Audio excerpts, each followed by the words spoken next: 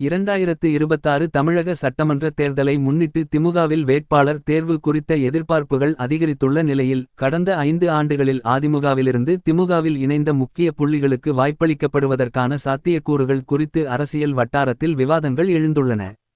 முன்னாள் அமைச்சர்கள் மற்றும் மாவட்டச் செயலாளர்கள் அந்தந்த பகுதிகளில் தங்களுக்கு செல்வாக்கு இருப்பதால் சீட் கிடைக்கும் என நம்பிக்கையுடன் உள்ளனர்.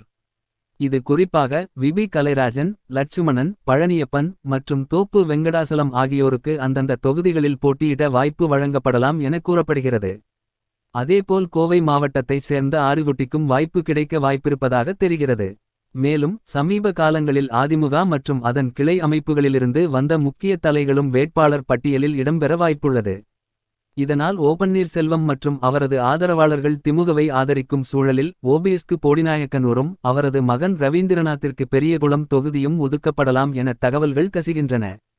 கார்த்திக் தொண்டைமான், மனோஜ் பாண்டியன், சின்னசாமி போன்றவர்களுக்கும் அவர்கள் ஏற்கனவே வெற்றி பெற்ற தொகுதிகள் வழங்கப்பட வாய்ப்பு உள்ளது.